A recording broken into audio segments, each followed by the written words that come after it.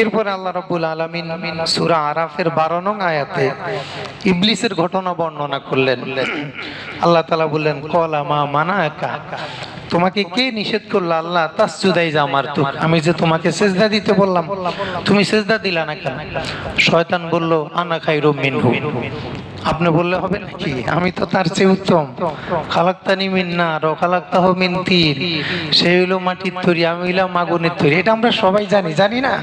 কিন্তু এখানকার শিক্ষাটা কোথায় দেখেন, শয়তানও আল্লাহর আদেশ অমান্য করেছে, আদম আলাইহিস সালামও আল্লাহর আদেশ অমান্য করেছে।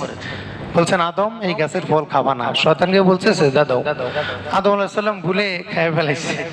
খাওয়ার পরে আল্লাহ তাআলা বলেন, আদম তুমি খাইলা কেন? এ কান্নাকাটি শুরু করে দিছে।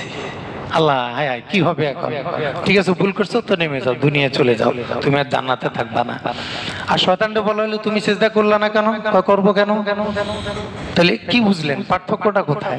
দুজনে আল্লাহর আদেশ লঙ্ঘন করছে, আল্লাহর বিধান লঙ্ঘন করছে। একজনকে আল্লাহ নবী বানায়া চির জান্নাতি বানায় দিলেন, আরেকজনকে চিরকালের জন্য অভিশপ্ত বানায় জাহান্নামী বানায় দিলেন। অর্থাৎ আমরা যদি ভুল করি, এটা কোনো ভুল না, ভুলের পরে অনুশোচনা অনুতপ্ত না থাকা, এটা হলো বড় ভুল।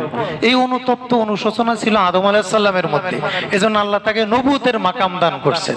আর এই অনুশোচনার বিপরীত কিবির অহংকার ছিল শয়তানের মধ্যে, যেন আল্লাহ বললেন, উখরুজ ফাইন্নাকা রাজিম, বেয়াদব তুই বের হয়ে যা।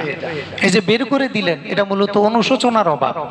এজন্য আমরা যে যেখানে থাকি, যে হালে থাকি, যেখানে থাকি, আমাদের মধ্যে যেন একটা অপরাধ প্রবণতা, অপরাধ বোধ যাকে বলে, যে হ্যাঁ আমি অপরাধী, আমি একজনকে একটা গালি দিছি, আমি অপরাধী, আমি ঠিক করে নামাজ পড়তে পারি না, হক আদায় করতে পারি না, পরিবারের হক আদায় করতে পারি না, মাদ্রাসার হক আদায় করতে পারি না, সমাজের হক আদায় করতে, এই যে একটা অপরাধ বোধ, এটা যদি থাকে তাহলে বিনয় আসবে।